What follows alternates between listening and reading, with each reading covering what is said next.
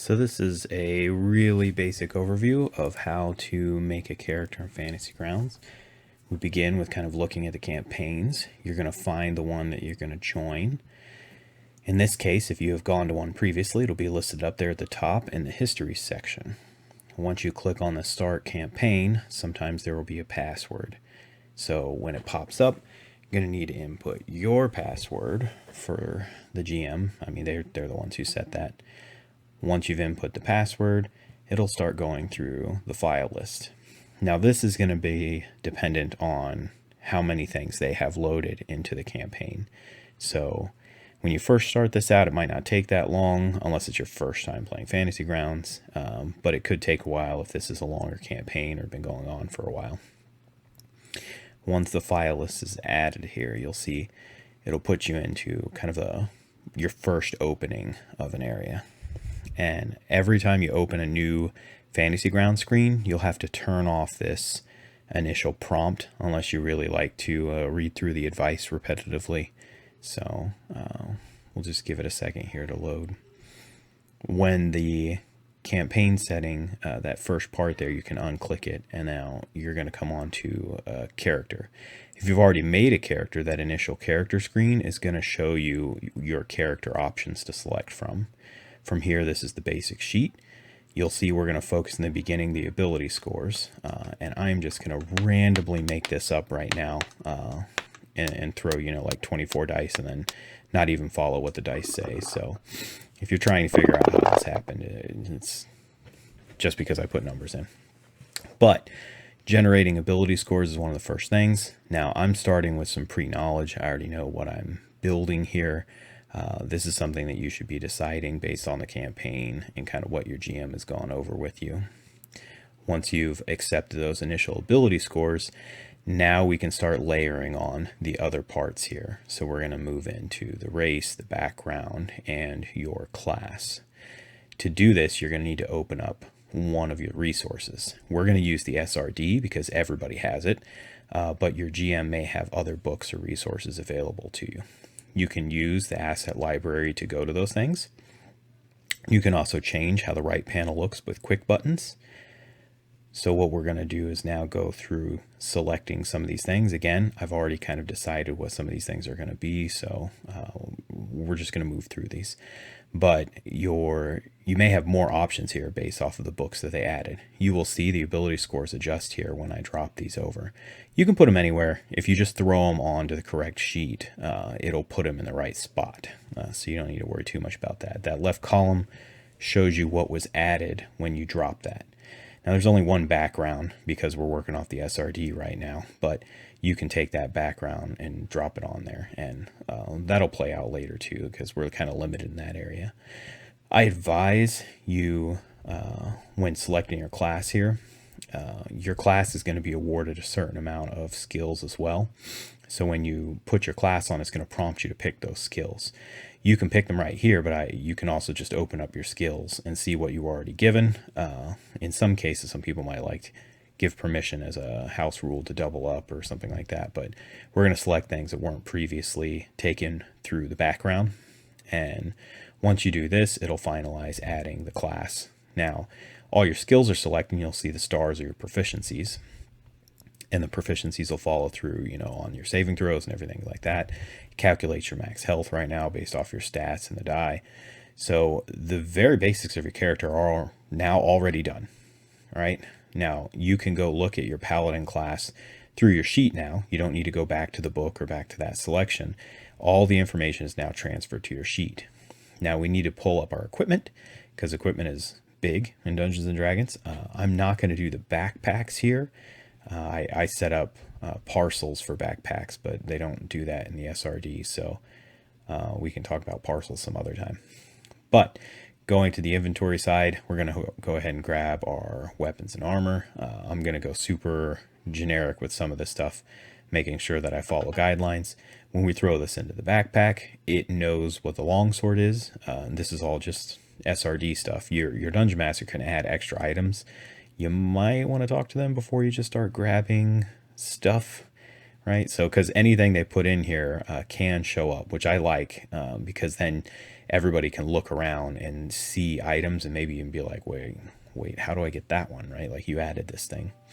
So, but once you select your armor and weapons, and ranged weapons. So you can just hit the numbers too. I know sometimes you see things where it's like, select 2 of these, 5 of these, just go to the left column and throw up the number higher, right? You don't have to sit there and drag one by one by one. Ammunition is counted a little bit differently. So you'll see that when we go to the actions tab here in a minute. So I am going to demonstrate how a backpack works. So if you grab an item like a backpack or a container, and you can do this with just about any item, it's just silly if you make your ink pen carry all your stuff. But we'll grab the backpack and like a book and a bedroll. And then what you can do is put your items under the containers, okay? This is pretty handy if you start having things like carts, and I mean, I guess you could even put things like your stronghold. But if you list the locations where you're carrying the item, they now become attached to that item. So now they are part of the backpack. And you'll see that if we drop the backpack, all the weight that's in the backpack drops. So if we look, and now we start carrying it again, now your current weight has adjusted for everything that's in the backpack. So if you're not carrying things, you can list them under things you're not currently carrying, like a cart or something like that. But then you keep a track on your sheet. On the front page, you'll see it's adjusted our armor class. And that happens because you have it equipped. And now if you go to your actions tab, it'll show you all the weapons that you dropped in there with their ranged and melee components. You can add ammo there for things like bows. This bottom section here is for abilities. So this is a quick way to kind of handle abilities. You'll see you've gained some as being a paladin and a dragonborn. And there are some languages.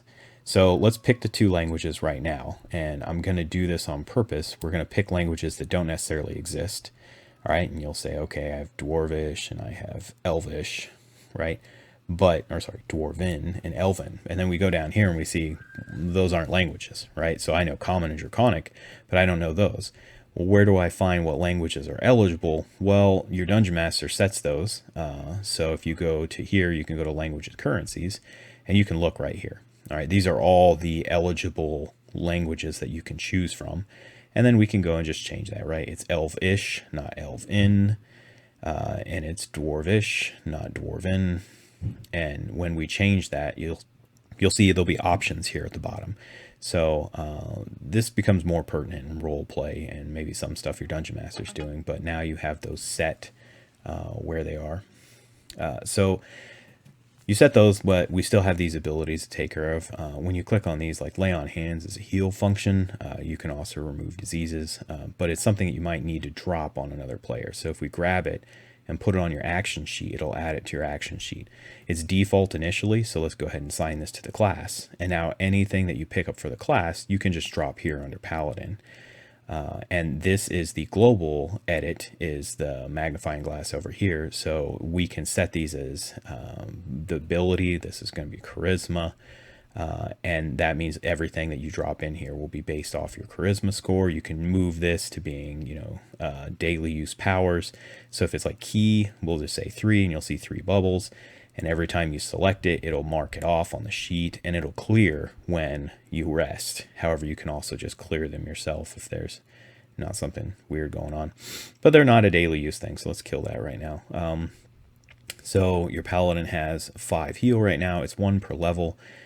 You can shrink and minimize, but in this section, you're seeing, those 5 points, basically 1 per level. You could add dice if it was an ability that added dice, and then the die will roll on it. You can just clear it. But if you needed to make those adjustments, you can make them here. We can add actions, right? So if we add an action, there's different kinds, right? So we can add effects, healing, damage.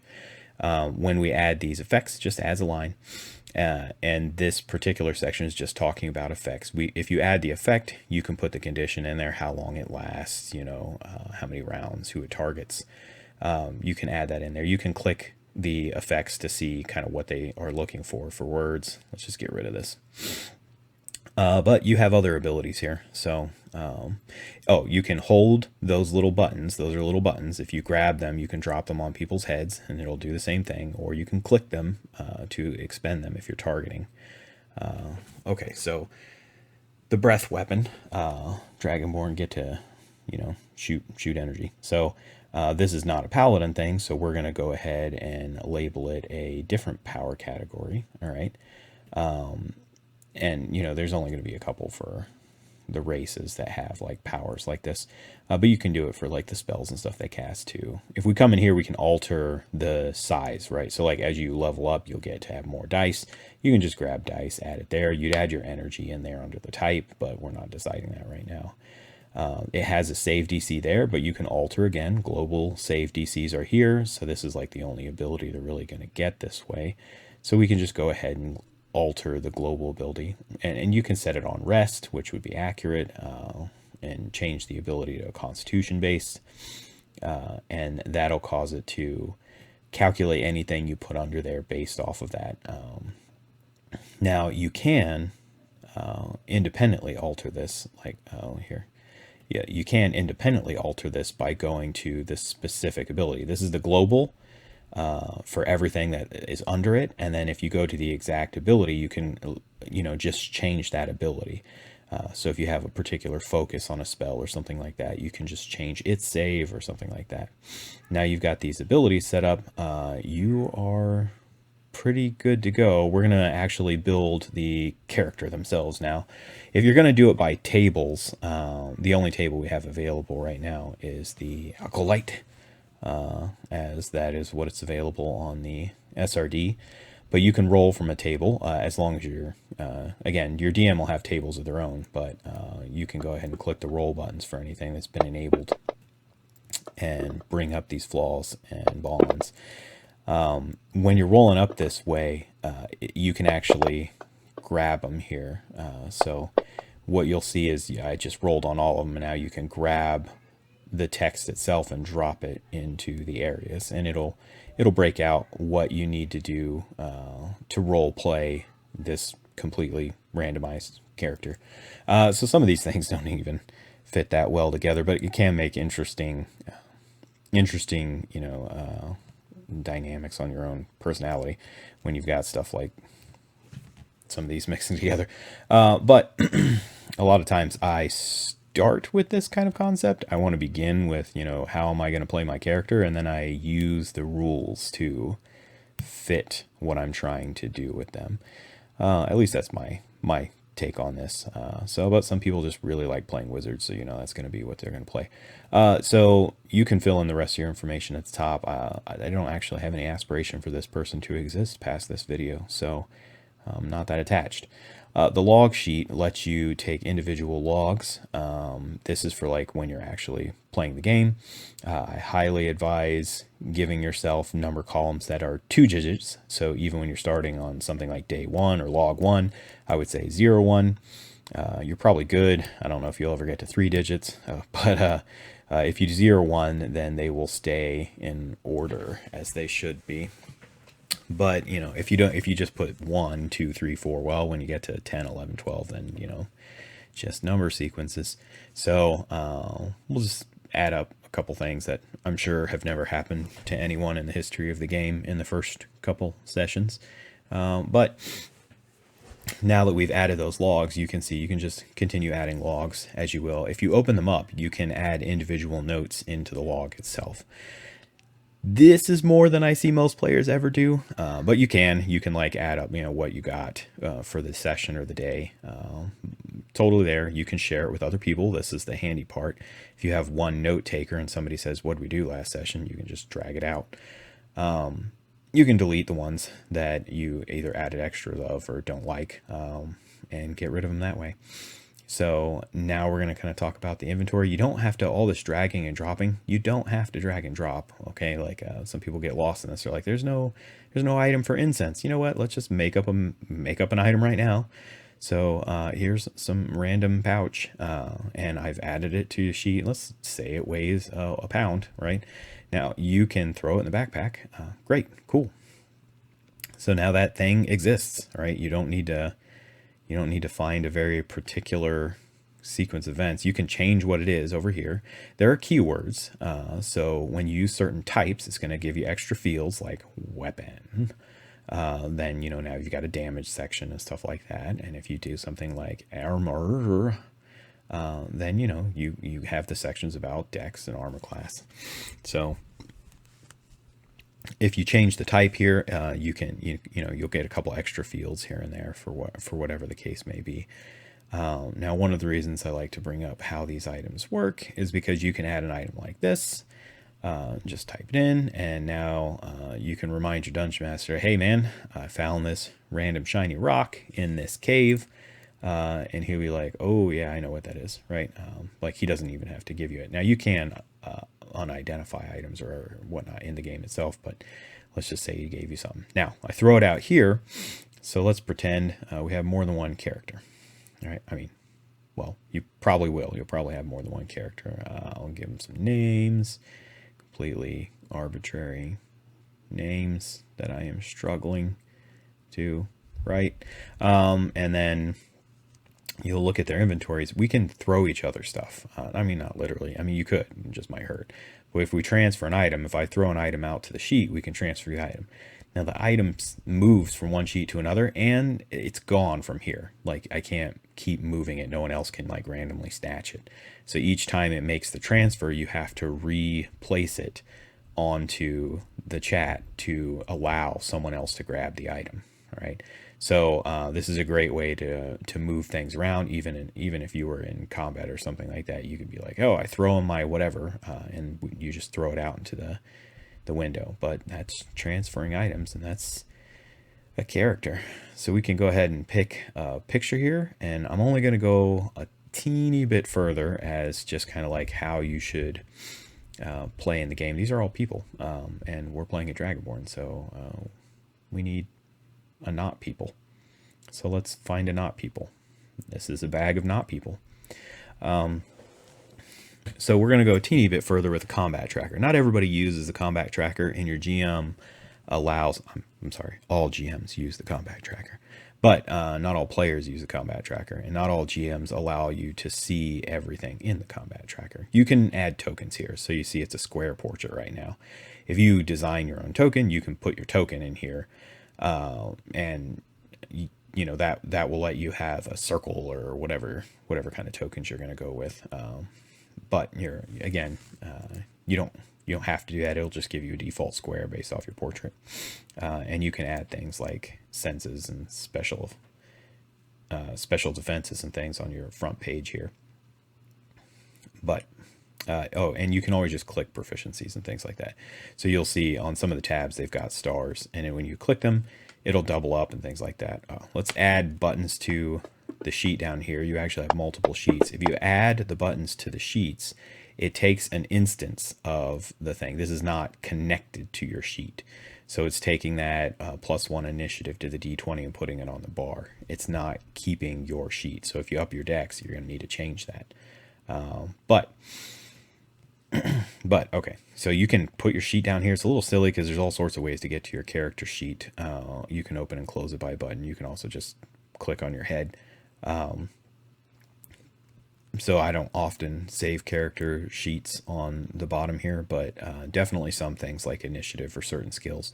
Anything that's a die roll, you can grab those things, and you can alter your proficiencies there. Like if you have Jack of all trades or something like that, you can go through and start giving yourself all sorts of fun skills. So back to the combat tracker. So this is just a random setup here, but you won't necessarily see all the data. It's based off of what your GM gives you. So I allow initiative order, and I allow certain statuses, and you can change those as a GM in here. So my players don't get the hit point totals of their enemies, but I do allow them to see turn order. And you can turn off things like that too if you want. So you may not see turn order, and you may just see the players. Like you might just see just you and your team. You might not see the enemies at all. The effects that are on people can be seen here. And that can be handy when you're like, wait, who got hit with the condition, right? And you can come here and look, and oh no, he got hit with the condition. Do you have something that can remove that condition? Maybe, right? And so we can get rid of it. So you can keep track of like what's going on with other people, friendly, hostiles. how many rounds you've been in combat. Probably more than one. But this is pretty much it for the basics, guys. You've got your character sheet. You should be on the abilities tab. You can follow your turn order, hopefully. And you just drop dice on top of enemies' heads or go through selecting them. When we get to the maps, I'll show more about selecting.